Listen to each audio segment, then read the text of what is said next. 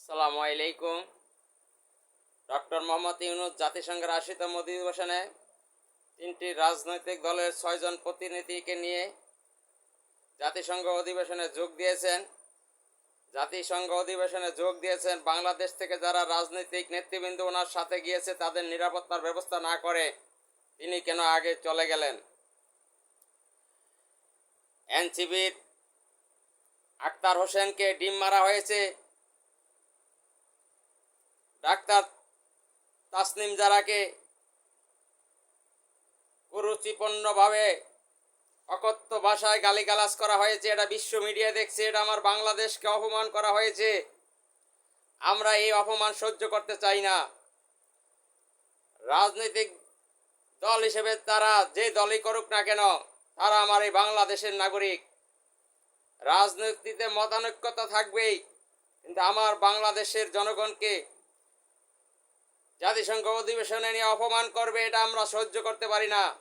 এটা সহ্য করা আমাদের পক্ষে সম্ভব না। এটা আমাদেরকে অপমানিত করা হয়েছে। ওখানে নিরাপত্তা ব্যবস্থা জোরদার না করে তাদেরকে কেন একা ছেড়ে দেওয়া হলো? ডক্টর মোহাম্মদ ইউনূস, এর জন্য কিন্তু আপনার কৈফিয়ত দিতে হবে।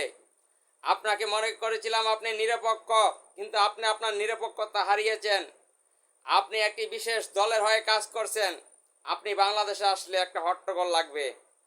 এই হট্টগোল লাগানোর পিছনে কিন্তু আপনি দায়ী। এই দায় থেকে আপনি এড়াতে পারবেন না। এই দায় এড়াতে পারবেন না আপনি কোনোভাবেই।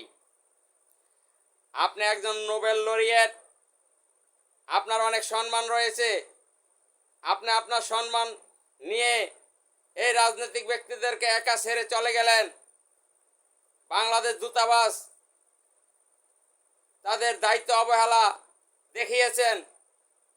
এটা কোনোভাবেই আমরা বরদাস্ত করব না। জুলাই আন্দোলনের নেতৃবৃন্দদেরকে অপমান, এটা আমরা সহ্য করব না।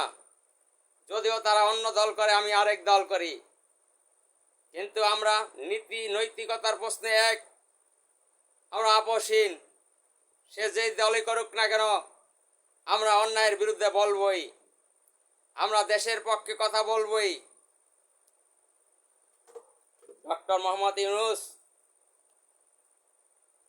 আপনি কিন্তু বেশি বাড়াবাড়ি করতেছেন। এর ফল কিন্তু ভালো হবে না।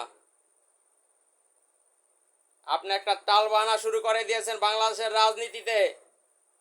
যারা আপনাকে ক্ষমতায় বসেছে, আজ তাদেরকে আপনি পাত্তা